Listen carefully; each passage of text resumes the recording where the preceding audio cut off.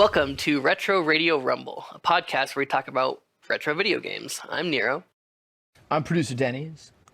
And we are closing in on the end of our Super Nintendo segment, our top 25 Super Nintendo games for the Retro Radio Rumble podcast. I believe, let me see, where are we at now? We are going to do numbers 15, 16, and 17.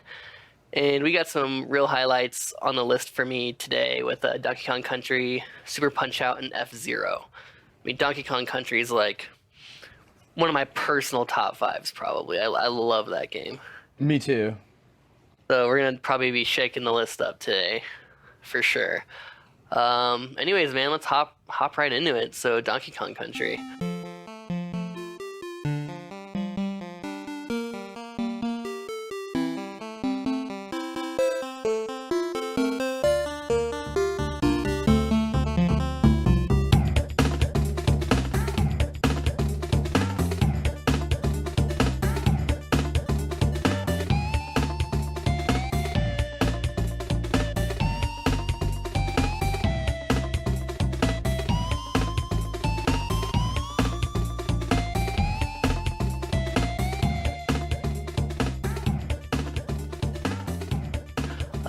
Developed by Rare and published by Nintendo. Kind of, the start of Rare's kind of fame for Nintendo gaming. I mean, they developed some games in in the past for Nintendo, such as Battletoads that everyone knows, and a couple others. So some background on Rare.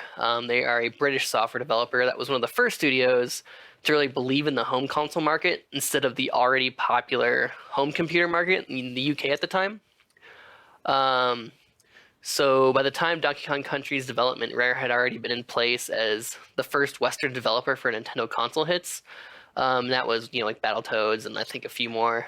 And they continued that relationship after Donkey Kong Country, well into the N64 era, contributing some of the best games of that console generation. I mean, you got GoldenEye, Perfect Dark, Conker's Bad Fur Day, Donkey Kong 64, and more. I mean, Banjo-Kazooie. They actually went on to make some of my favorite games for Nintendo 64. Definitely. So I'd say, they're probably, as far as like Nintendo second-party developers go, I think they're probably like the best in my opinion. Mm-hmm. I mean, like you said, like I said, the N64 era for Rare is just like gold. I think those are like the best releases on the N64. So I think Donkey Kong Country was kind of what really like cemented that relationship. So I mean, a huge legacy for this game. So the story goes is kind of the start for this relationship when Nintendo visited Rare Studios in 1993, because they were kind of looking for more Western developers to help them kind of bust into Western markets. I mean, at the time, Aladdin had released on the Sega Genesis, and Nintendo was met with like an ongoing pressure to compete with that caliber of quality. So like Aladdin had like Disney-backed animators, like that's hard to compete there. So they wanted to kind of branch out to that Western developers, and that ultimately led them to Rare. So when they visited that studio in 1993, they were shown a tech demo featuring impressive 3D rendered models using the new Silicon Graphics Challenge workstation. And this led Nintendo to securing a deal with Rare in which they actually acquired 49% of the company at that time. So that's pretty crazy. I know Rare is owned by Microsoft now, but I mean, it's quite a few shares, almost half. So yeah, this culminated all in the production of a new title using this new Alias and SGI technology with Rare as a second-party developer. So that Alias and SGI technology is pretty cool. So those Silicon Graphics workstations were like $70K a pop.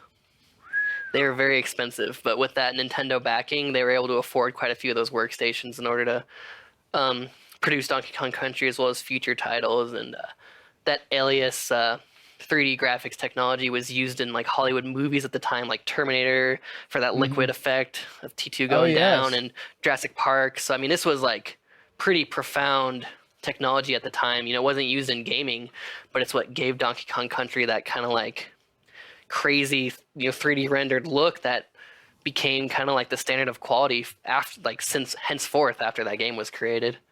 Yeah, it was cool because it if you saw the ads when that game was coming out, they would use the full rendered 3D models, and then when the game came out, it's almost like they down rendered it, They but it had to still fit on the cart. appeared. Yeah. Yeah, it still appeared three dimensional, and that's cool. I didn't realize they used the same technology for Terminator with the liquid The liquefying metal. effect. Yeah, super cool. There was a show called The Secret Life, I think, of Alex Mack. You ever seen that? It was on The Nickelodeon name way rings a back. bell, but no, I can't She would recall. turn into liquid. I wonder if they used the same technology in that. It was right around the same era. So Oh, yeah, I word. mean that's cool stuff that video games are kind of using the same technology that Hollywood movies were using. It's kind of Mm-hmm. feel like that's the start of the bridge between like technology and like just quality. Mm-hmm. Um, so yeah, after that relationship, was spurned and they were given the funding by Nintendo, Rare expressed interest in making a game based on Donkey Kong. And actually, Shigeru Miyamoto and Nintendo were like, "Yeah, go ahead, like you guys do it." And impressively enough, Nintendo had very minimal involvement during this game's production, which is very different to other second-party titles such as Star Mm-hmm. Fox with Argonaut. Nintendo was very hands-on and even kind of pushed Argonaut's developers kind of in their own direction, which I know was kind of off-putting for some of the Argonaut developers and led to some strife. But with Hmm. Rare, Nintendo was, I don't know if they trusted the guys, they trusted their product, or they just wanted to kind of give the Western company, free reign. But they gave them Donkey Kong, and they kind of just let them loose. Huh, that is weird. Maybe they, and I mean, I'm only speculating, but because Donkey Kong beforehand was only really represented in the game Donkey Kong with Mario trying to save the princess. Exactly. So you wonder if they gave him free reign because it wasn't really necessarily a character they could mess up. I don't know. I'm just Yeah, thinking. that totally makes sense. I mean, you're right. I mean, they had Donkey Kong to go off of. Like, he didn't have a backstory, he didn't have lore. So, like, Rare is actually, I mean, they're responsible for giving us the DK we know and love Mm-hmm. today. Like that characterization of DK is because of Rare. Like they had to take him and like create a backstory for him. So that's we owe it to them for what we see as DK and all the different series he's in today. Absolutely. Which it's a pretty big series. So there's just in the Donkey Kong Country series on the SNES alone, there's three titles. Mm-hmm. So the original Donkey Kong Country, which we're talking about today, you have a Donkey Kong Country 2, Diddy's Conquest, and the third entry, Dixie Kong's Double Trouble, which I've never played that one. I've played 1 and 2, but I never got around to playing that one. So this was a series I felt got better as it progressed. I Not know a that lot of I. people think the second one's the best one, and That's by I far. disagree. You think so? What? Yes, it's by Maybe we far should the have best done that one. one for the list. No, no, no. So this one's great because this it doesn't discredit this game by any means because this game is fantastic. But they smoothed it out a little bit because I don't know about you, but when I play Donkey Kong Country, I always try to get Diddy Kong. I hate Donkey Kong. I He always he switch does him play better out. for sure. His Well, speed roll, and I feel like he's a it's little less clunky. absolutely the speed roll is where it all is for me. And also, if you're trying to throw barrels at things, anything that's short can hit you in the animation of Donkey Kong throwing the barrel, which I Hmm. hated. So I never played as Donkey Kong. I always wanted Diddy Kong. And so the cool thing about the second game was that you had both characters were kind of the same size, that like runt size, you know. So Hmm. that was one thing I liked. Plus, I thought just they took everything that was good about the first game and expanded upon it. Now I said not to discredit the first game because the first game implemented ideas and themes that I think were adopted into many games thereafter with like the secrets, super hidden secrets. And this was one of the first games, Donkey Kong Country, the original, that I actually aimed for 100% completion, despite whether I ever got it in my life. I don't think I did, but I always aimed for it because it was one that made you seek out and want to find the secrets and then kind of Hmm. brag to your friends about it. They were clever, They were and all really actually, clever. and it's funny at the end when you beat Donkey Kong Country, Cranky Kong after the credits will be like, "Oh, it took you that long? Like I would have done it in under 2 hours and gotten every banana," which kind of incentivizes you to go and get Hmm. everything. Like, "Oh, you jerk Kong! Like I'm gonna go do that." And the funny thing is, there's no completion bonus for doing Nope. that. Like you just like he just brags to you, and you Yeah. don't get anything if you suck it up and go do that. But yeah, I mean, I see what you're saying. I have more nostalgia for Donkey Kong Country, the original, which is where Hmm. this is all stemming from. It's Hmm. totally nostalgia goggles that are making this game higher on the list for me. But I can see why you would say Donkey Kong Country 2 is the better game. I think, like, commercially and critically, I think it is regarded as the better game because of those points you pointed out. Mm-hmm. So we'll definitely have to, think about that during the legacy portion of this review. But on top of those three Super Nintendo games, the series continued on other consoles. I mean, there was DK Land on the Game Boy. Most recently, you had Donkey Kong Country Tropical Freeze, which was released on the Wii U and then ported to the Switch.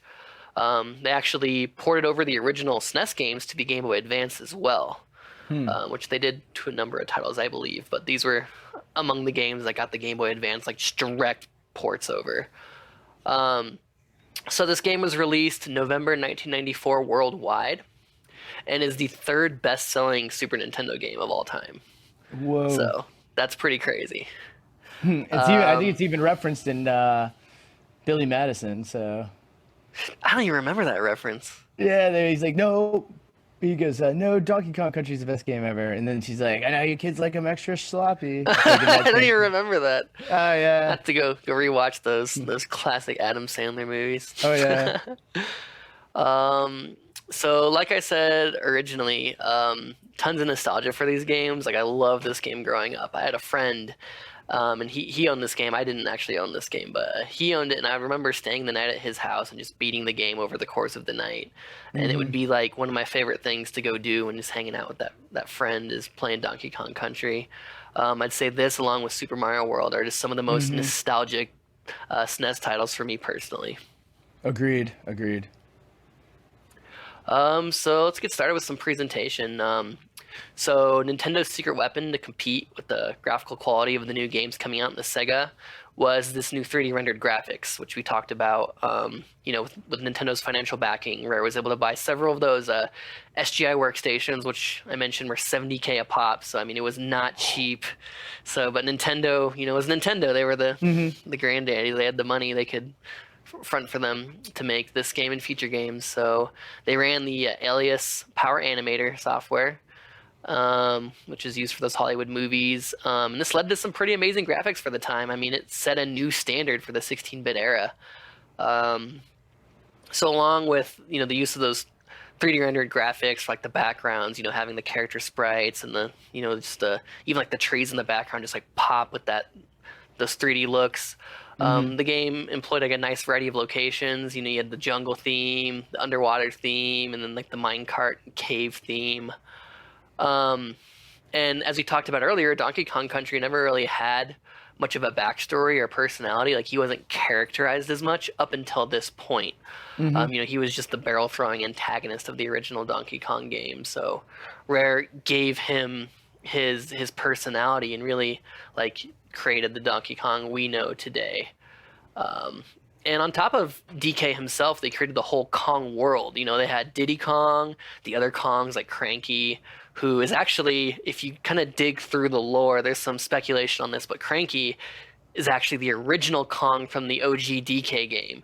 And Donkey Kong was like DK Jr., but because of the timeline, like, he's grown up and now he's the OG DK, and Cranky Kong was Donkey Kong from the 80s.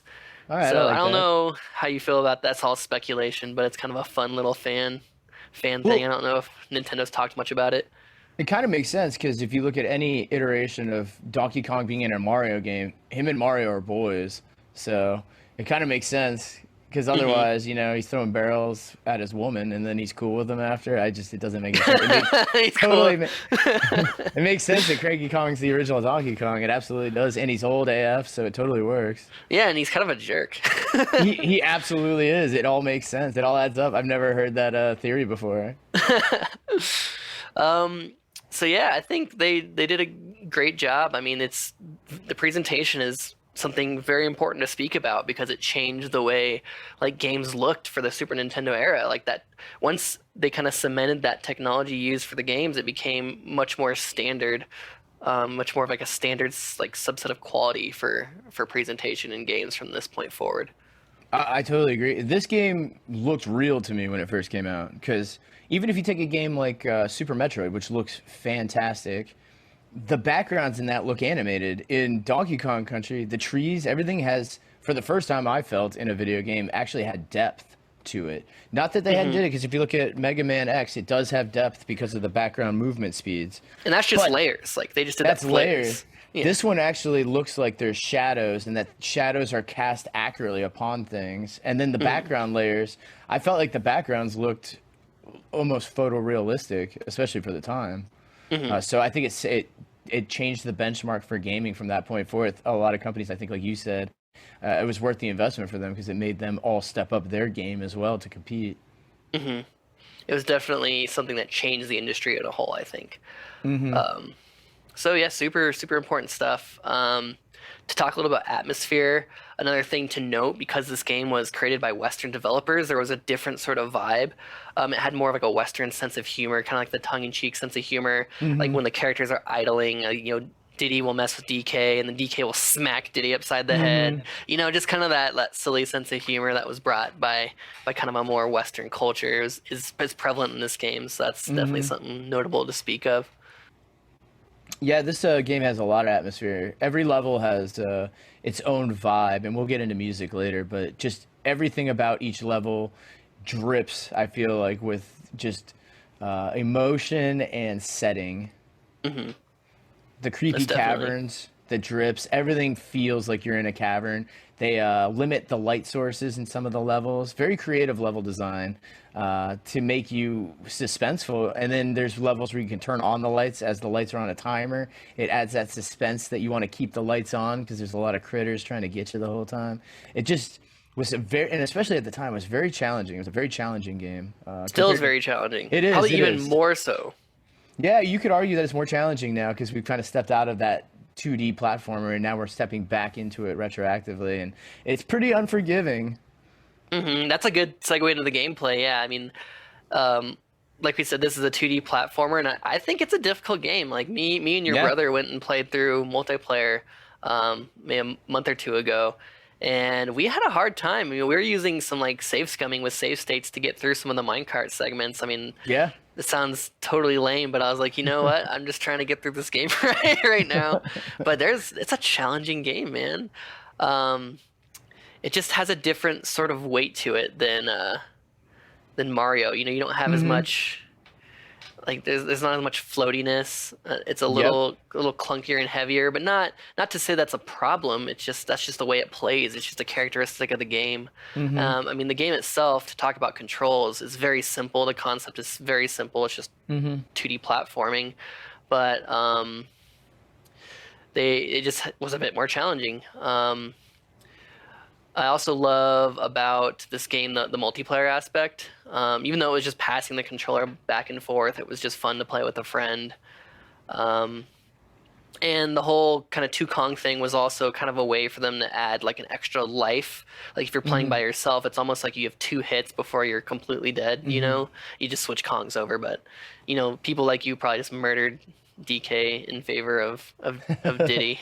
But I think you could, even by yourself, you can hit select and switch Kongs, I believe. Yep. I would always switch to Diddy. If there's any big lugs around, you could switch to Donkey Kong, and he could jump on him and knock him out. So that was his advantage over Diddy, because Diddy would bounce off him backwards. But yeah, I always played preferably single player, not to bash anyone that's jamming with you in the game. But it's so much better to have the second life. The second life's the key part about it. So it's all preference. Yeah, and every Kong, like you said, has their thing. Like DK has the speed roll. He's a bit easier to control, I think. Like you can actually roll off the level and like recover back onto it if you're quick enough. DK was clunkier, but his thing was he could actually kill the bigger the bigger enemies. I'm trying to think of what their names are. The little there's alligator. Like a militant buff-looking croc, and then there's what are their names? I can't think of their names right now. It was on the tip of my tongue, but they're actually reused enemies from a previous Rare game that they stuck in here, and I can't think of the name of them right now. But whatever King K. Rool and all his croc bros are, yeah, DK could kill those bigger militant ones, and he had his ground pound, which was useful for breaking the ground for some like secrets and barrels. But I don't remember it being that terribly useful for like enemies because you could just roll and kill them as DK. Well, that's what it's good for, because if you're with DK, to get some of those ground secrets, you had to go to something high and then jump down on it. Otherwise, you couldn't bust those. You needed Donkey Kong for that. So it was kind of like you needed both of them. To do everything for sure. But it's cool how they had the different characteristics. They weren't just like reskinned versions of the same mechanics. You know, it was actually different mechanically characters to control, which is really cool. Which you wonder if Rare borrowed from previous Nintendo titles, because Nintendo is pretty famous for making variations of characters. Like intentionally, some are better at jumping, some are better at fighting. Like they did that intentionally.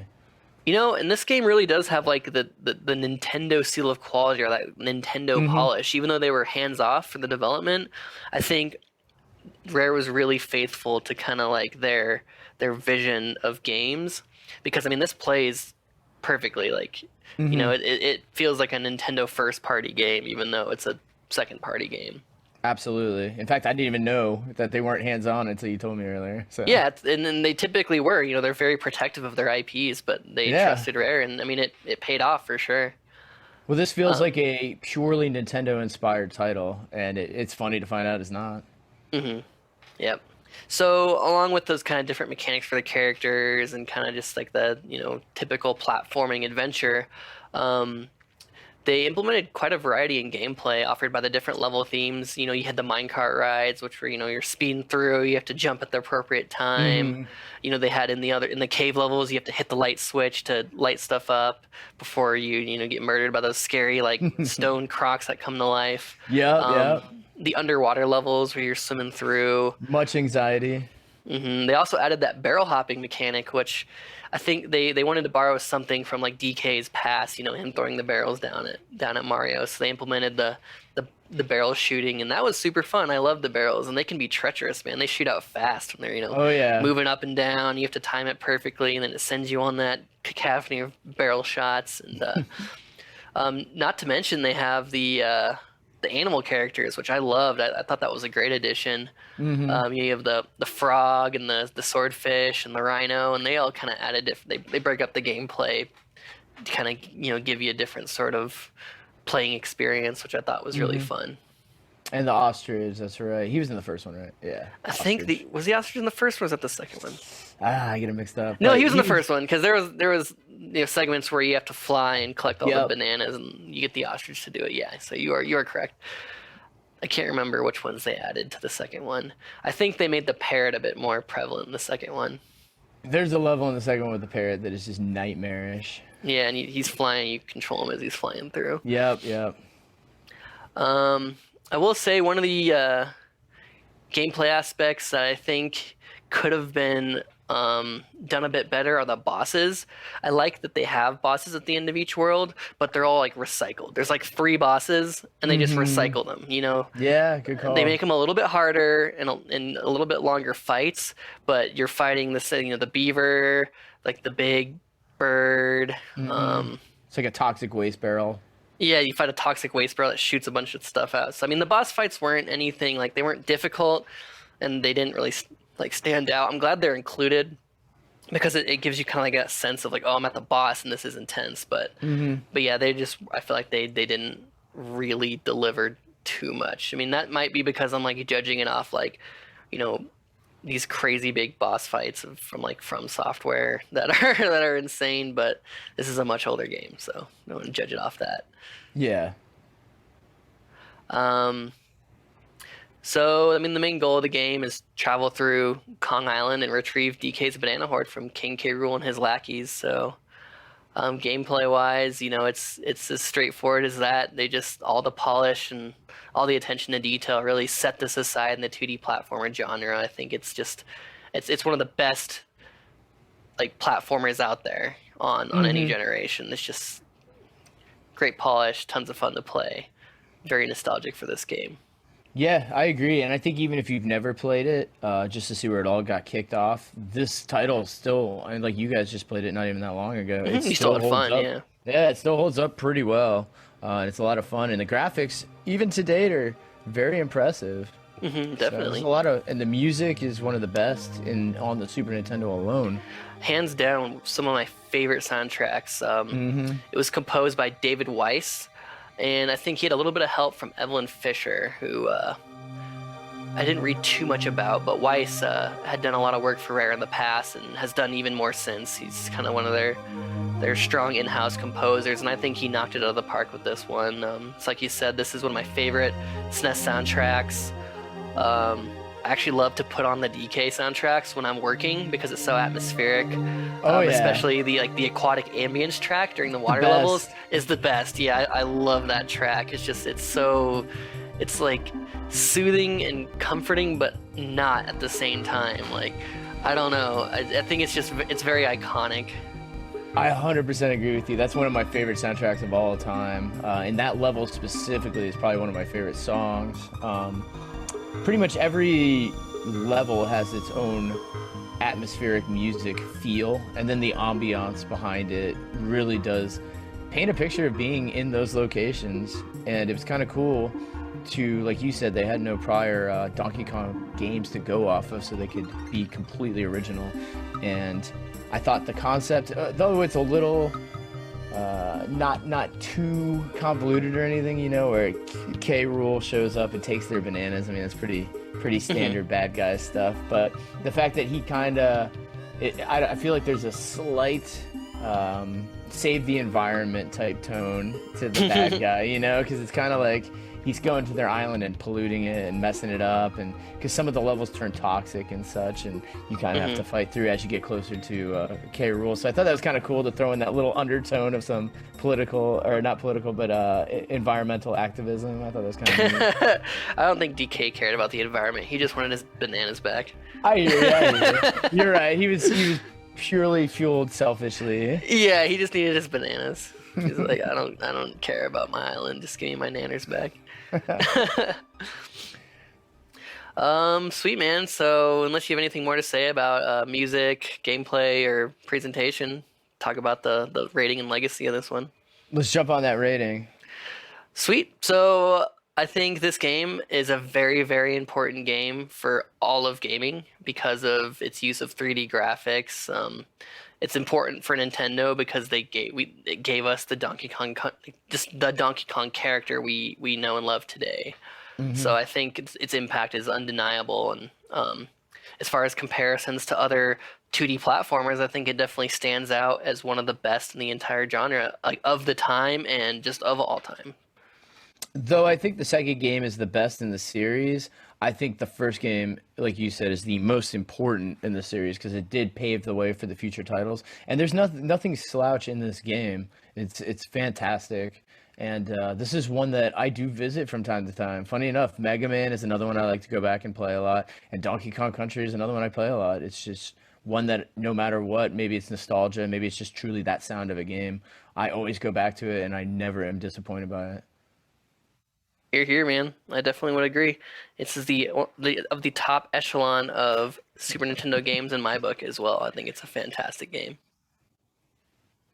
Well, with that, man, let's move on to our second game of the episode, and that is going to be Super Punch-Out. Fight!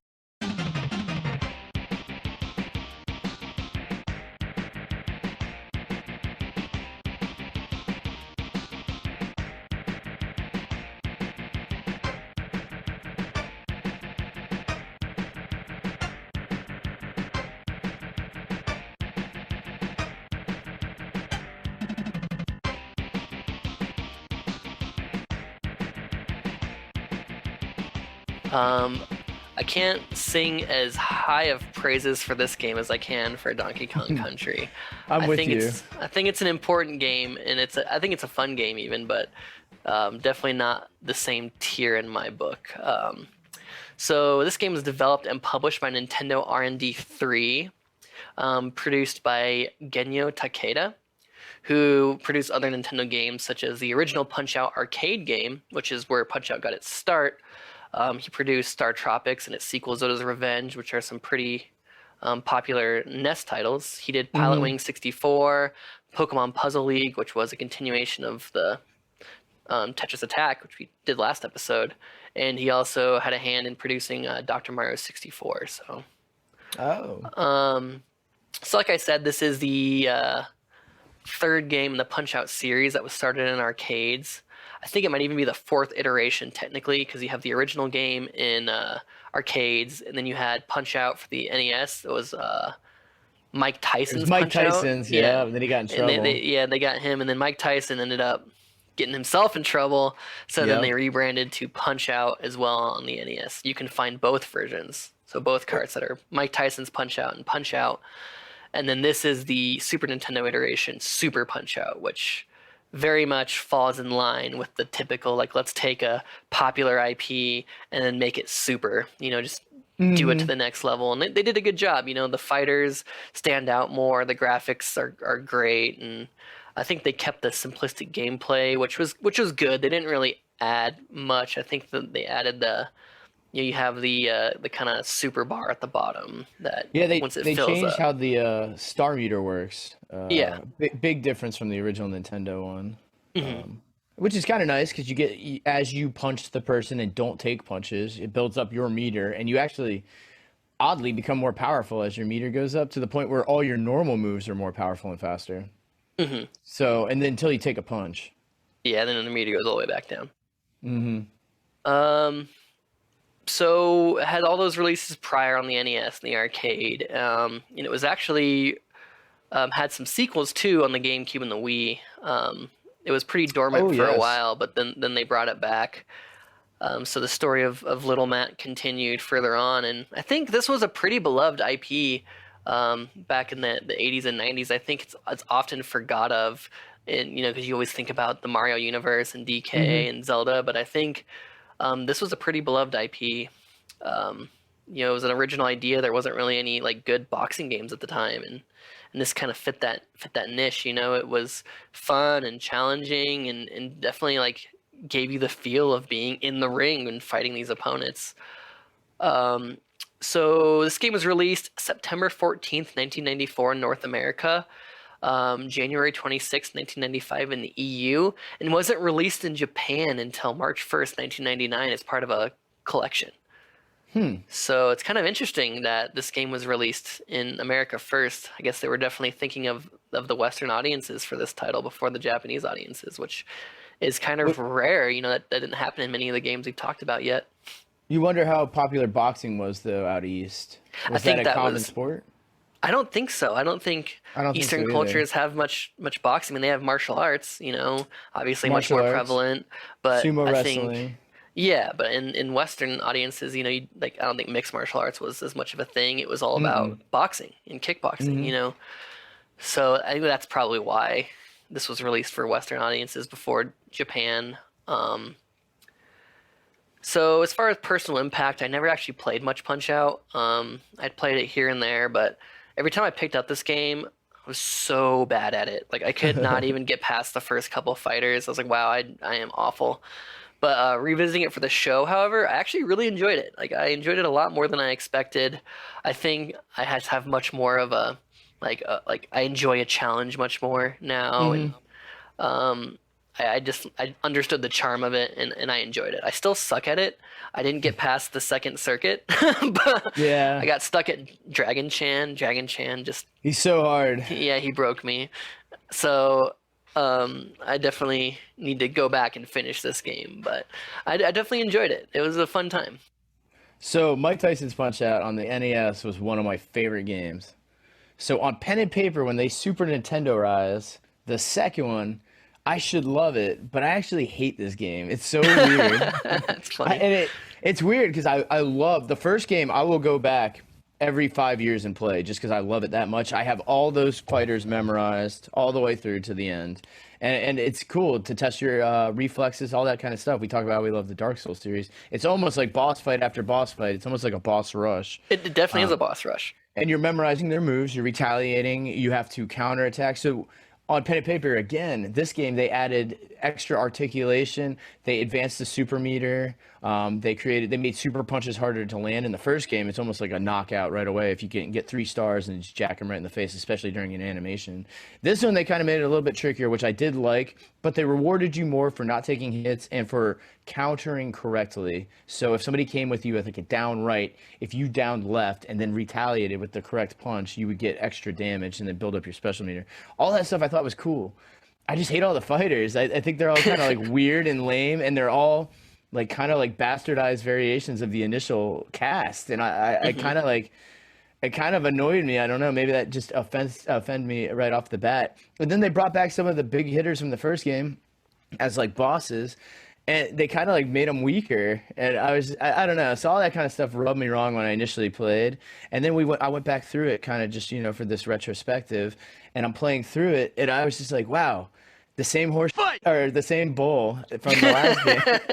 I never took a liking to this game, although I absolutely adore the first title, the initial title. It's so weird. The sprites are too big for me. I get it. They superized them, which is I understand what they did, and they look awesome. The animations are great. The fall downs. There's a lot of articulation between the moves they'll do. It's just odd. I don't like how it looks. I don't like any of the fights, the characters. I can see the callbacks they did. I can see the references they made to modern fighters of the era. I didn't like it. I hated the twins at the end. I just hate them. It's so Interesting, weird. man. That's funny. Yeah, I really would say weird. the things you dislike about this game are the things that I like more about it. Like It's so weird. I like the more like weird, quirky, characterized fighters. They all have their own like thing to them, and they're kind of offensive in a way. I mean, they're a little racist for sure. You have like a Bob Yeah, they Marley are. knockoff, you have a Jackie Yep. Chan knockoff, and they play to stereotypes. So I mean, it's a little non-PC, and I can see how that could definitely be a turnoff. But just getting past kind of that those characterizations, I think in general, like giving the fighters a lot of character made them kind of just like unique and fun for me personally. So that's interesting that we differ on those points. Um, let's see. I think we can jump right into presentation then. So there really isn't much to the presentation of this game because it all takes place in one boxing ring. It's the same crowd, you're the same fighter. The only variation is your opponent and how they look and how they play. So, I mean, I think they do a good enough job communicating like the boxing feel. You do with the sound and like the lights and like the crowd around. Like you do feel like this is fight night and I'm playing and I think they nailed the vibe there. And kind of opposite of you, I actually really enjoyed every boxer's unique character, and I think all their animations are all really fun. Dragon Chan, he's a jerk and will always beat me, but I love how he jumps around the ropes and kicks you, and Yeah. they all kind of have their quirks, but they're all very expressive. I think is also I thought was really cool. They all have different expressions, and once they get to a certain point, their coach will yell at them to do a special move or something, and they'll get all crazy. So I think they definitely nailed the vibe. I think it's very simple. There's just not much to it, so we don't really have too much to talk about on that point. But I think they just nailed I'm a boxing champion here in the ring. So I thought they made Average Joe look lame AF in this one, by the way. yeah, he Compared to wasn't. his I mean, he's still original. Little Mac, but he's not like he's like blonde. Yeah, what was Um, that about? I don't know. They took one thing I think that was to the detriment for this game is they took out like his characterization. So in the original ones, like between the fights, you have the coach, and the coach is there like, "Hey, yeah, like let's go, Little Mac, you're gonna be the champion." And they completely took out the coach. They took out the training sessions in between, and I think that was to their detriment. I liked seeing the kind of like breakup between the fights instead of just like fight to fight to fight to fight. You know what I mean? Me too. And it was straight through. You'd fight all the way to the end. And this one, it's divided up kind of like Mario Kart into circuits. Yeah, yeah, three circuits and then a special circuit, I believe. Oh god, that last one's so rough. The last circuit's absolutely just dreadful. It's so Yeah, hard. it's a tough game. It I'm ready to is, talk it about is. gameplay if you are then. Let's jump into it. So yeah, gameplay. It is a boxing game. I don't know. Would you call it a sports game? Do you think this counts or No. not really? Yeah, I This don't reminds me think of so like either. a Nintendo variation of a sports game. Yeah, I mean it's a boxing game. It's pretty unique. I mean there was other boxing games at the time, but none of them quite I think got it. I think No, this was it. So control wise, very simple. Punch right, punch left. Special punch, and then you have your dodges on the directional pad. And if you push up and punch, it's a jab. If you are neutral and punch, it's a body shot. So very simple there to get down. And I think I like that. I like that it's simple to learn and hard to master because after you get the controls down, it's just a memorization game, reading your opponent. And it gets kind of deep if you want it to. I mean, you can throw counters, like you said. If you're reading your opponent, you throw counters, and that lets you really excel at the game. This game, along with the predecessors were very popular in the speedrunning circuit because people would find the like perfect combination of attacks and dodges in which to just destroy the opponent really quick. So I like that it's simple in execution and hard to master. I think that that's always a fun combination for me. So I think it was it's a very fun game to get good at. I still suck at it, but yeah, I enjoy the simplicity of it and how if you really took the time to get good at it, you could definitely see the reward in speedrunning the game and just like mopping the floor with the fighters. Yeah, this is one of the few exceptions to me typically preferring the Nintendo version over the original Nintendo version. Yeah, for the most part, a lot of the Nintendo ones I love because I played them when I was young. And when the Super Nintendo version came out, they pretty much improved everything upon the original to where it's almost worth just playing the Super Nintendo one over the originals unless you're really that diehard. This one for me, though, weirdly, I mean, I don't know what it is. Maybe it's too cartoony. I don't know, because the actual premise, I like the fact that it's boxing. I love how the controls work. I like how, like you said, it's easy to learn, but it's very difficult to master. I love all that. Everything about that I like. Maybe it's just too caricatured for me. I just was not into it. The graphics, I think, are just too big for me. What about like gameplay wise? Like, how it plays? I love how it plays. I do enjoy that. I love memorizing and exploiting bosses is one of my favorite things to do. So the concept of the game I do love, and like I said, I do love the original, which is basically the same game. This one, compared to the characters from the original, I thought they downgraded the characters, and I know you disagree with that, but I feel like they downgraded the characters. But like I said, the game still does play very well. There's nothing against how the game plays, and it is a lot of fun. Just comparative and maybe just nostalgic for me, I do not enjoy this one as much as I enjoyed the original.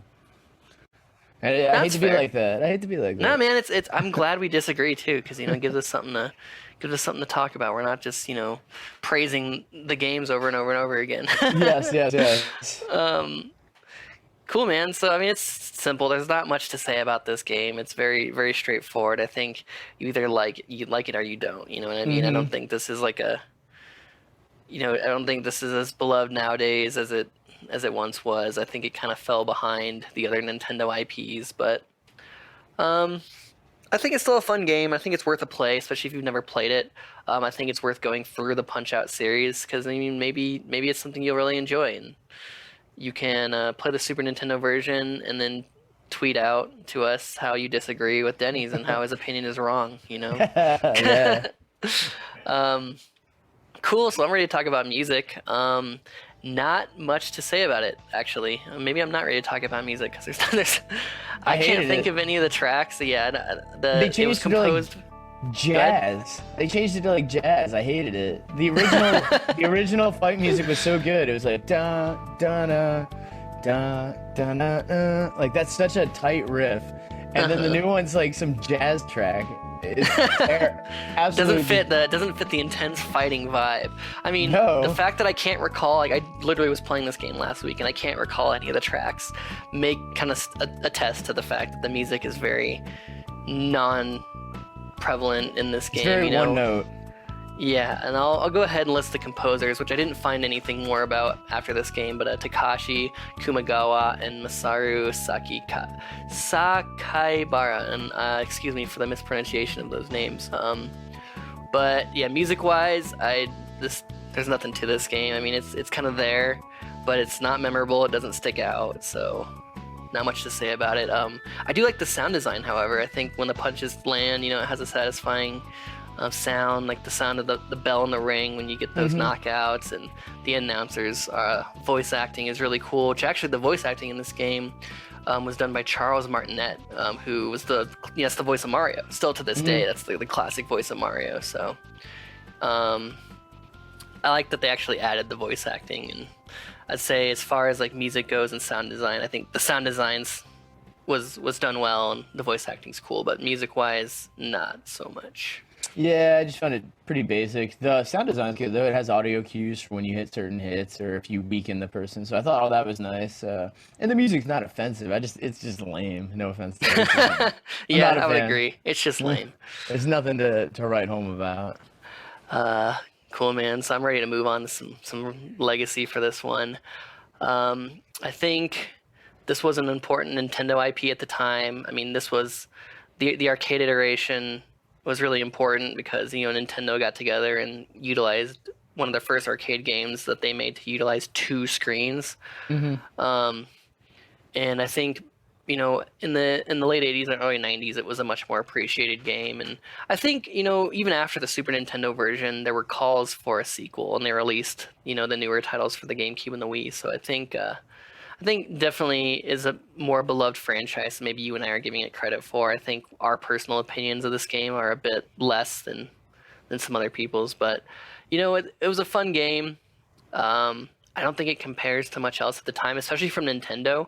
I know there was a boxing game I played on the Sega Genesis that was more of it had the actual boxers, Real life boxer, real life yeah. boxers, and I remember it was okay, but I could never really get into it. And I think this is the best boxing game of the time, for sure, to come out. Well, I like So anything where characters like have specific ways to beat them. So I do like I appreciate that in it compared to other boxers, which are just mash buttons and block, which I Yeah. thought were pretty rough. You cannot button mash in this game. It's not like a No. fighting game where you can button mash your way to victory. Like that as absolutely will not work for you. You will just die. So the fact that you actually have to think about your actions, I mean, I think it's pretty cool. Like I did have a lot of fun with this game. I mean, I like the presentation of it. This game doesn't stand up to a lot of the other games on the list for me personally. One, because of nostalgia, and two, because it just doesn't have that beloved Nintendo charm like like their bigger IPs have. And if But you're I a think it was story still an whore, important game. I'm a story whore. I want some story with this. You want some stories? Yeah, there's no story to this game. Even in the first one, you had Little Mac becoming champion and going through the trials. And this one, it's just kind of like, all right, fight to fight to fight to fight. So so we'll see. You'll see where this one winds up on our list at the end here. But with that, man, I'm ready to move on to our third and final game of the episode, which is another one that I'm very, very fond of, and that is F-Zero. Oh yeah.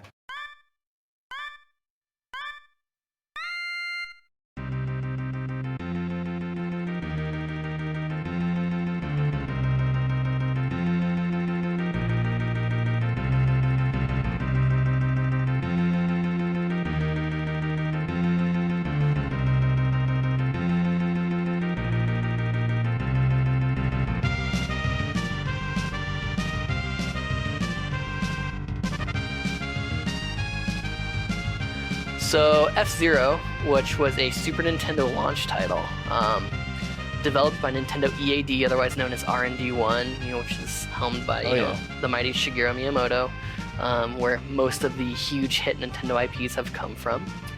Directed by Kazunobuo Shimizu, produced by the great Shigeru Miyamoto. I think after this podcast, we're just gonna rename it to the Shigeru Miyamoto Fan Club because I feel like I just praise him infinitely during these episodes. But like I said, launch title for the SNES. It was kind of produced alongside the hardware. It is part of the F-Zero Racing series, which this is the very start, and it was continued later on the N64, GameCube, and even Game Boy Advance. Also, interestingly, it was one of the Satellaview games that released in Japan. We've talked about that Super Nintendo add-on in the past, which was a network modem where you could download additions to games at certain hours as they were broadcast in Japan. And they had the BS F-Zero add-ons, which added new tracks, extra difficulty, and so that was kind of a cool little fact there for that game. It was released November 21st, 1990 in Japan, along with the Super Nintendo, and then August 23rd, 1991 in North America, and then 1992 in the EU. This was an awesome game. I think it utilized the updated hardware of the SNES to create a really exciting and fast-paced atmosphere. It really took those the Mode 7 graphics and gave that exciting feeling of like high speed. Games like racing games at the time were very static, and you kind of just had screen kind of running at you, and you didn't really feel any like forward progress. But because of the Mode 7 graphics and like taking that big sprite and like revolving it around quickly, really gave this game that feeling of high speed and like thrill.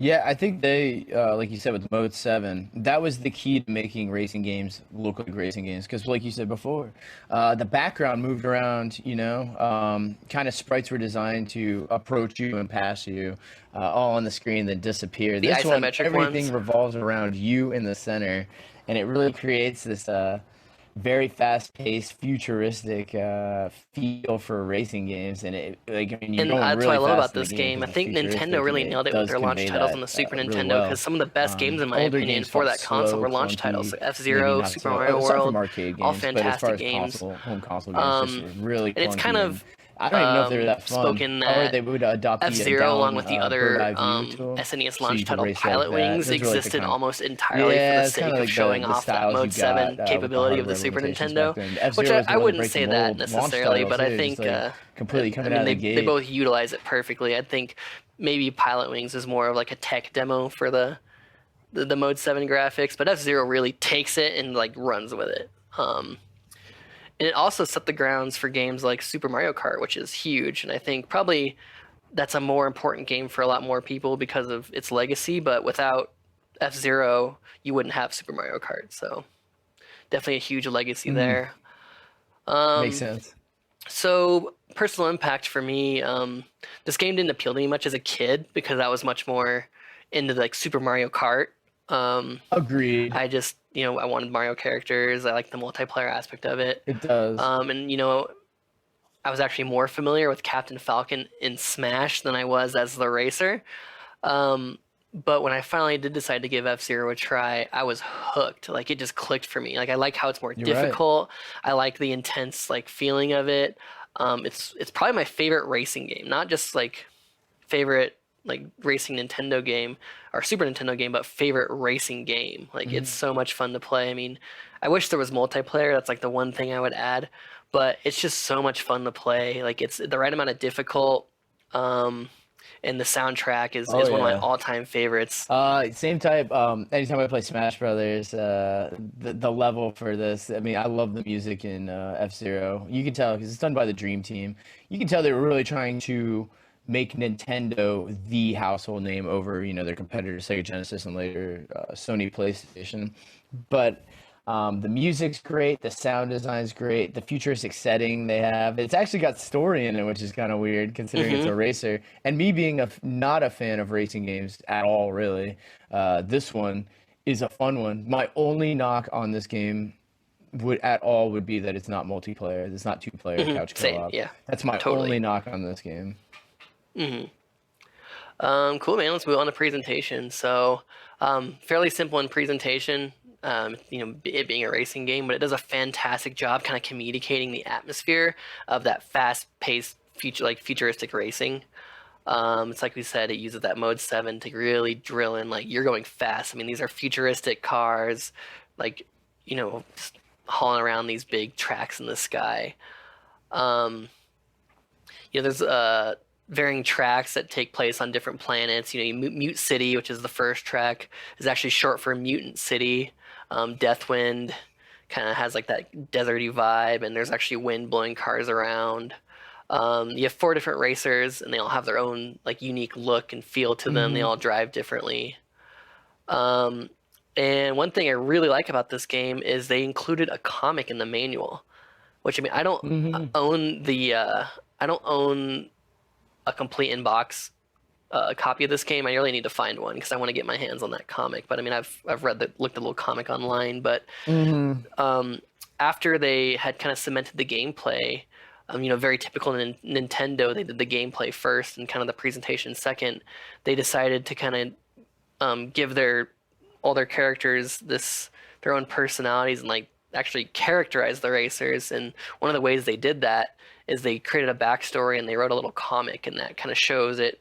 Um, I think I have that written here actually. So F-Zero being set in the year 2,560 with humanity's multiple encounters with alien life forms had resulted in the expansion of Earth's social framework.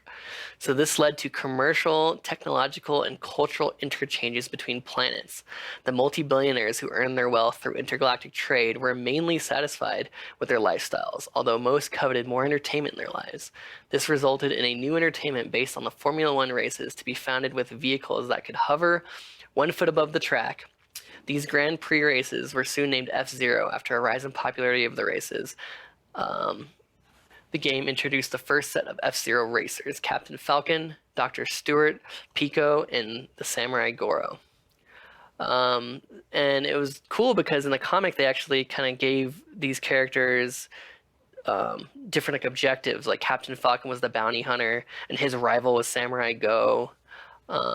Dr. Stewart's kind of just like the goody goody guy, and then you have the alien Pico, who's kind of like the scummy, dirty dude. So I just love that they actually included a comic in the manual. I don't know how many games did that. Yeah, it was neat to add stories to them, and it kind of reminded me of like Speed Racer, where you Definitely, I can had see that. you could tell it was very influenced by that, like a futuristic Speed Racer. So if you ever watch that show, it kind of every time I play the game, I kind of hum that theme song in my head. That's funny. So they did some cool stuff for this game. I think they put a lot of really great details to cement the feeling and vibe of the game. I mean, the cars have fins that move when the cars turn. Tiny sparks fly when a car hits the pavement. And if visible, you can actually see the racers lean in their cockpits. So just little things like that. And one clever thing they did was during the development, when they thought about the cars having like wheels and racing on the tracks, because they wanted to have all the cars, have so many different positions because of the Mode 7 graphics actually like being zeroed in on the cars, they would have had to animate every single like position Like, that those oh, cars would have had to jeez. have been in, and the pixel animators told the developers like that would be insane to do. So they that's why they made the cars hover 1 feet above the tracks. They could save time animating Look at that. That's the so tires. cool. Yeah, little Nintendo thing they do. Um, so yeah, I think atmosphere was done perfectly. I think giving every character their backstory and just their really meticulous attention to detail really cemented the vibe of this game. I would totally agree. Each again, just they always nail it with by making each level have its own personality. The first level, I mean, maybe it's just because every time you start the game, that's the first one you see. But the music in that, the speed going over the town, it looks like a giant metropolis under you, and you're way up in the air on this track. All of that's so cool, and it all speaks. You go to the different places, and it all speaks futuristic. This is what wealthy people now do with their money. They bet on races that are taking place above the cities and stuff, or Mhm. above desolate areas. So it really does. It drips. It has a ton of atmosphere, and you wouldn't expect anything less from the A team. I mean, they just crushed it. It's a launch title, so it has to. I mean, they knew that it had to get people to want to A, buy the game, and also B, show off their graphics for the rest of their system, so Sell that the consoles themselves. absolutely sell consoles. Hmm. And they never fail when it comes to that. They really don't. They really made a great game, and it paved the way for others, which makes it a legacy, a huge legacy. So moving on to gameplay, it's a racing game. Easy as that. Simple and easy controls.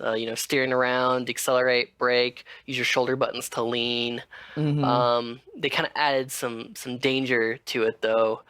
When you're racing around, you have like the bumpers on the sides of the tracks, and when you hit those, it does damage to your car. So your car actually has its own life meter, and Hmm. bumping into those bumpers and hitting the rival racers, and they actually have like obstacle racers driving around too, just to kind of get in your way, that add a cool challenge to the game. Because I mean, without that kind of sense of danger, I think it becomes kind of a more just like typical, like memorize the track, easy to going Hmm. racing game. But adding that sense of danger really set it aside.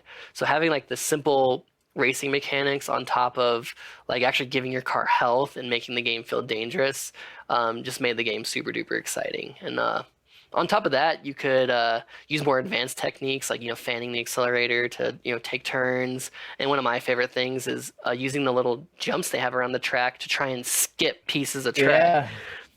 And that is super high risk, high reward. If you land it, then like you feel amazing, but more often than not, you miss and you blow up and you lose a Yep. life, and that sucks. But I think one thing the gameplay really does, it just adds that sense of danger and excitement to it, and that's what sets the gameplay aside for me from other racing games. It feels so intense. So each lap you complete, you are rewarded with a 4-second speed booster called a super jet. So that's another kind of thing they added there that you can use kind of strategically. Races consist of you versus 4 racers competing to finish the track. There's 15 different tracks divided into 3 leagues with 3 difficulties each. You get Knight, Queen, and King leagues, which each have their own set of tracks. And then from there you have beginner, standard, and expert. So pretty straightforward. Races consist of 5 laps around the track, and players must complete each lap in a successively higher place to avoid disqualification from the race. And like I said, your car has a health bar. When it hits 0, your car explodes and you lose a life. So there's not much to the gameplay. It's so straightforward, and it's like I said with Punch-Out. I really enjoy games that are simple to get into but difficult to master, and I think this is one of those games. Like, I think it really is a challenging game. You can't just memorize the tracks and get good. You have to think on your toes and get good at the controls, because you may be taking a hairpin turn and one of your opponents is right there, or one of those obstacle cars are there, and if you run into it, it's going to explode your car and you're going to lose a life. So you have to really think on your toes for this game. Yeah, the night circuit I actually find to be a lot of fun. It starts getting tough towards the Queen circuit. That one starts getting difficult, especially getting knocked out. The other people, I feel like sometimes, I don't know, I feel like sometimes I'm going to win, and then one of the guys gets past me or something. I don't know if there's an influencer in there that allows them to get past you sometimes. I don't know. But the AI in that game's tough. They'll blaze you. And maybe it's just because I suck at the game. I don't know. But I play the night one the most. I'll play through that. I mean, even just recently, I played through that. I got to the Queen. I blew up a couple times. I was like, all right, I'm gonna take a break. But it's an incredibly fun game. But it is challenging. It's got a challenge to it too. Not that racing games are incredibly challenging, but for a racing game, it's got some challenge to it. I mean, at least it's not like Mario Kart, and they don't have shells coming at you and bananas to slip on. But they have their own set of obstacles, like slippery track and bumpy tracks and jumps. But yeah, at least it doesn't feel. I never feel like this game is unfair or had treated me unfair. Like in Super Mario Kart, like the AI is programmed to like just be better than you and always catch up and like get better items than you, and so that I feel like Super Mario Kart can be unfair. But this game, it's literally like, how good am I at this game and like conquering the obstacles that are thrown at me at any time. Yeah, I would agree. I do find that I find this one. I feel like I don't know. Maybe they don't cheat, but I feel like there's a little bit of an influence. And there's always going to be AI like programmed to give you a challenge. It wouldn't be a fun game if there wasn't a little bit of that. But And the different racers race differently too. Who's your favorite racer? I use the pink car. Me too, Samurai Goro. Yeah, Samurai Goro. He's slow at accelerating, but he has the highest top speed and average toughness. So he's my favorite. I usually like to play the hero, but I just don't like the Blue Falcon. Like that car just isn't that good. It's the average car. But yeah, Samurai Goro's car, the pink one that's the way to go. And yellow are the two best. Yellow's he's the doctor, and I don't ever use that one. I don't really remember that one much. I know the green one was like kind of like good at accelerating and really good toughness, but kind of a lower top speed. But yeah, I don't remember the doctors. But yeah, all about Samurai Goro. He's the dude for sure. He's the best one for sure. That's the one I use for a majority of things. I think yellow can take more hits. Was the advantage of him? Was that it? Does he have the most toughness? I believe he's got more toughness. Yeah, I don't remember. Because I'd be slamming into walls.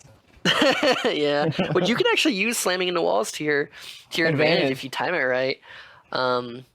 You can actually even use having the enemies smash you in the back as an advantage. At the beginning, if you hit accelerate too quick, it pushes you in like a weird jump, and if you scoot yourself over, someone will hit you in the back and boost you forward. So I love those cool little techniques to kind of get you forward in that game. Um, cool, man. I'm ready to talk about some music if you are. Let's do it. So this was composed by Yumiko Kanki and Naoto Ishida. I don't know too much about them. I couldn't find much more information on them, but they did a really good job. This is one of my all-time favorite Super Nintendo soundtracks. Every track has their own music, and I think their use of like really driving rhythms really cement like the speed and forward movement of the game. Just like the rest of the game, the composers are using like really complex like melody and counter melody, which is amazing. You have to actually really pay attention to the detail. If you like isolate these tracks and listen to them with headphones, you'll hear just like really cool counter melody play between each of the songs that aren't something you would initially just notice. But I think along with the game, how the game is simple yet has this complex depth to it. So does the music.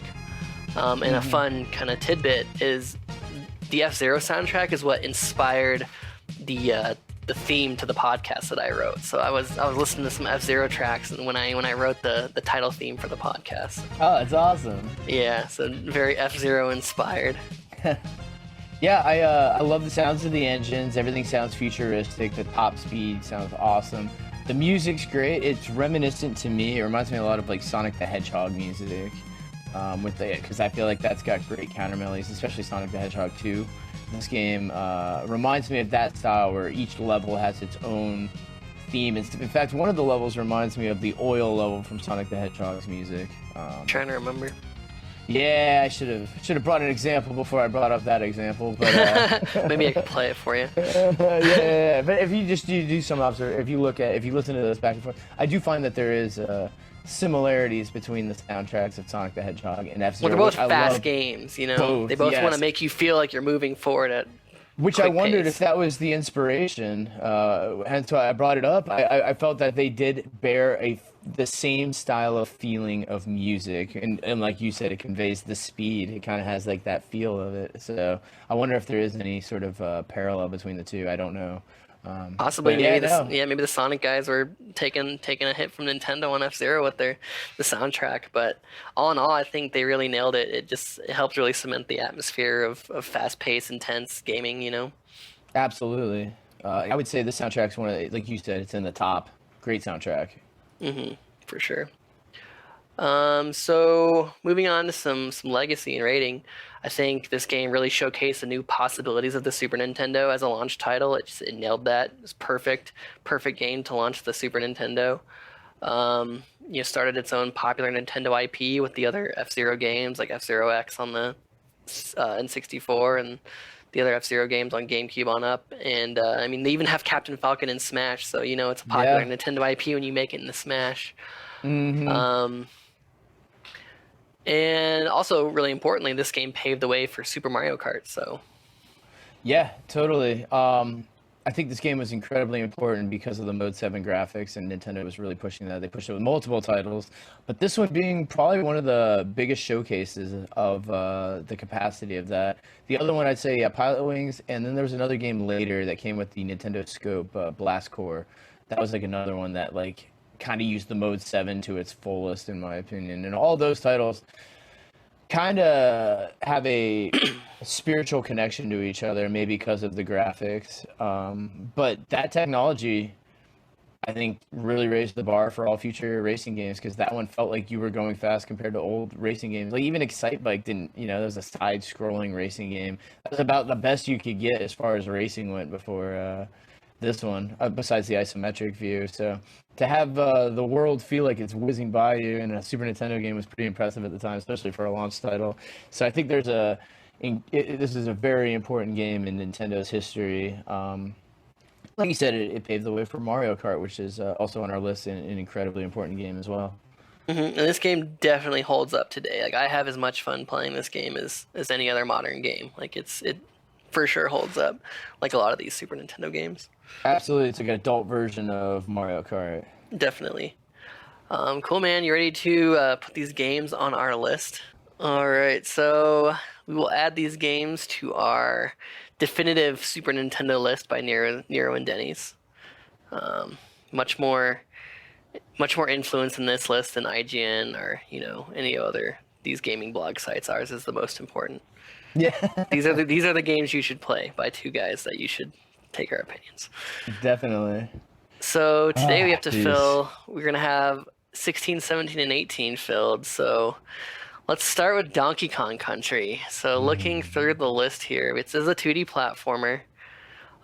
It's a really important one for me personally.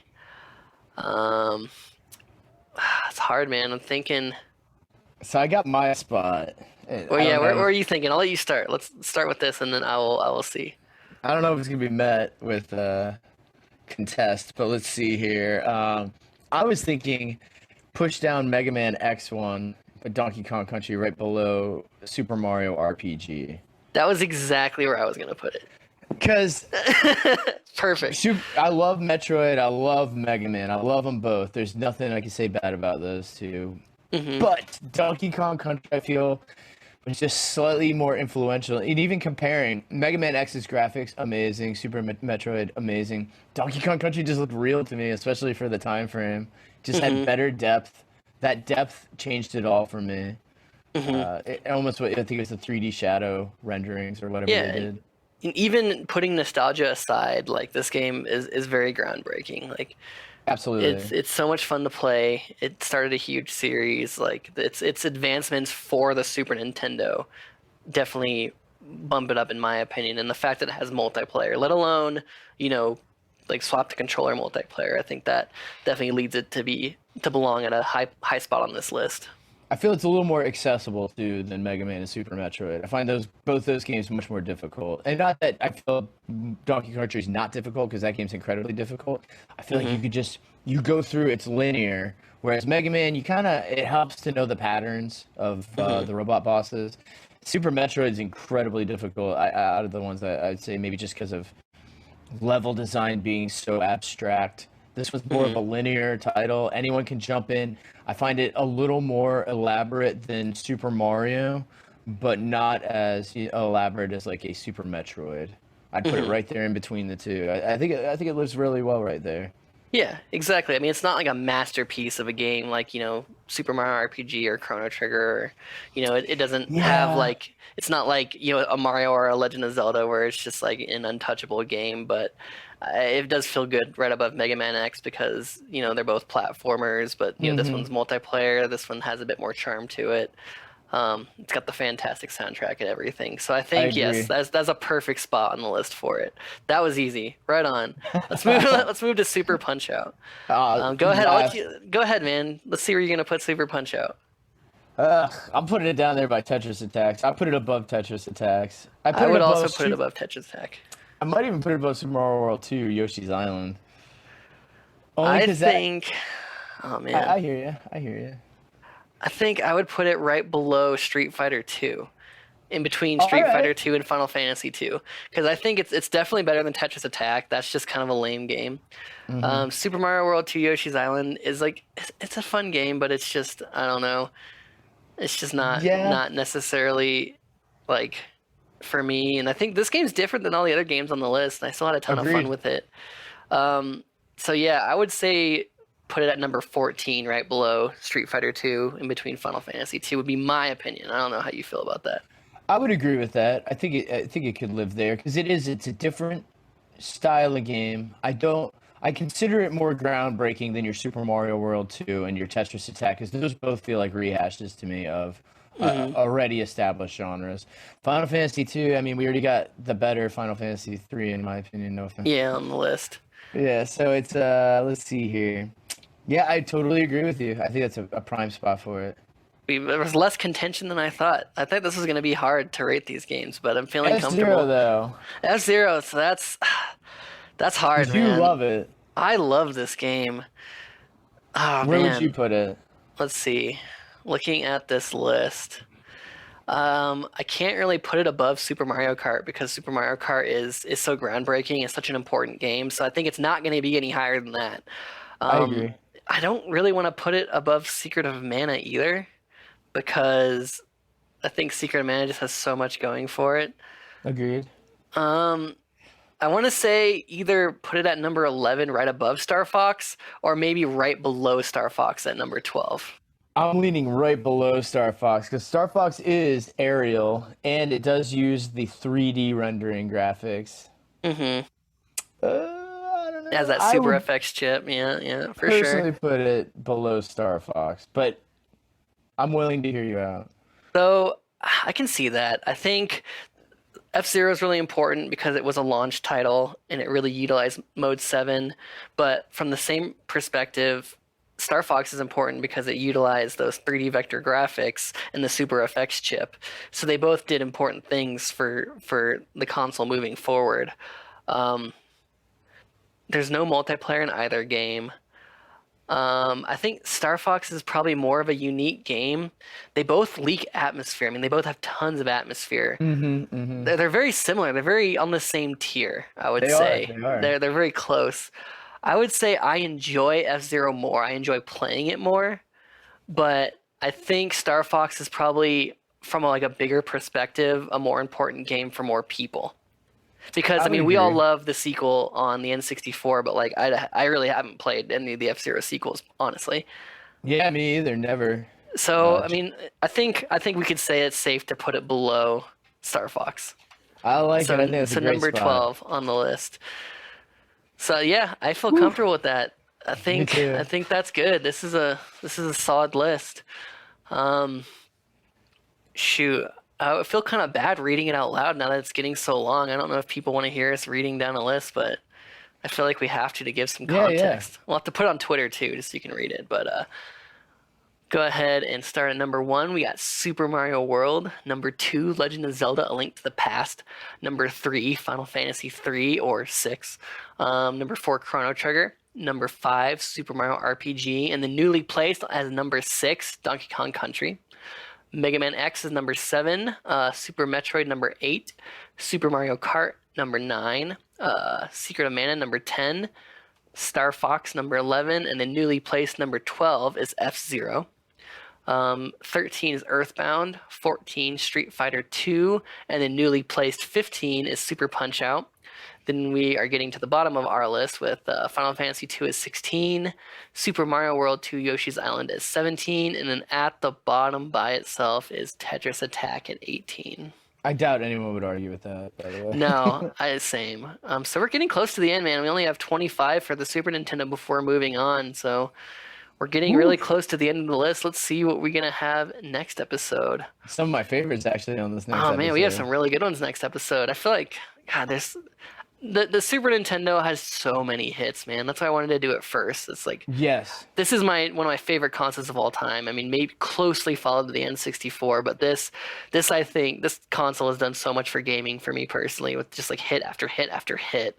So it's Hmm. getting difficult as we get to the bottom of these lists to kind of place these. But next episode we have ActRaiser, which One of my that's favorites. such a unique game with like the city building aspect, with the platforming aspect. Like there's nothing quite like it. Then we have Super Castlevania 4, which classic Hmm. Konami game. And then we have Teenage Mutant Ninja Turtles, Turtles in Time, which I mean, port of One of my the favorites. classic arcade game, probably the best beat 'em up of the Super Nintendo for sure. Oh, I totally agree. And It that's might another even be my Konami favorite. title. Yeah, another Konami title, exactly. And it might even be my favorite beat 'em up ever. Close to the arcade X-Men game. That game was also really fun, but Arcade X-Men, the Teenage Mutant Ninja Turtles arcade game also is slightly different from Turtles in Time, mhm, which is like kind of like a spin-off of it. Then you had the Manhattan Project, I believe, on the Sega Genesis. Oh, or the Hyperstone Heist, I apologize. I believe so the one on mhm. Sega Genesis. All of those awesome. Streets of Rage on Sega Genesis, awesome. Streets of Rage 2, and then back Double Dragon on the NES. I would probably agree that Teenage Mutant Ninja Turtles is probably the best out of all of them. Yeah, definitely. So there's gonna be some talking about some list move. We say it every time. There's gonna be some list movement, but I don't know. I'm liking a lot of these games at the bottom of the list. I think I'm drawn towards these like the kind of more underdogs, like the top of the list, it's hard to argue, right? Like Yeah, you're yeah. obviously the best of the best, but as you get closer to the bottom, like we get some more personal feelings about how we feel about these games. And speaking of that, I would really like if you guys could, tweet out at Rumble_retro about what are your thoughts of this list. I'll go ahead and blast the list out on Twitter today and see what you guys feel about how we're at so far with these games and how you feel about them, because I mean you might absolutely love Super Punch Out, where we didn't really have too much to talk about Yeah. it, or maybe you think F-Zero is better than Super Mario Kart. So yeah, tweet out, tell us what you think. As always, thank you guys so much for tuning in and sticking with us. Always enjoy doing this, and I'm getting excited to finish the Super Nintendo list and get on to the next console, which I'm not quite sure yet. We're gonna have to do some talking about what console we want to do next. Maybe you guys, the listeners, have some opinion of what console you'd like us to do next. So if you have any opinion on that, shout it out, tweet us. Anyways, thank you so much, guys. Denny's? Everybody, stay safe out there, and yes, absolutely, let us know your opinions because I'm sure there's some differing opinions on our list. But for me, I mean, it's got to have a little story, it's got to have a little razzle dazzle, man. I feel like Gotta have some razzle dazzle. I feel like our list is pretty solid. I mean, I bet we could put it up against a lot of people, and towards the end, like you said, we have to absolutely do an episode of our own personal favorites for the system that aren't on the top 25. Very excited for that. There's a couple that didn't make the top 25 that I still hold in like a top 10 sense personally. Definitely. And that could be purely my upbringing and my nostalgia with it, or is it actually that good of a game? We'll have to find out at some point. Most definitely. Well, cool. Thank you so much, guys. Catch you next time. Later.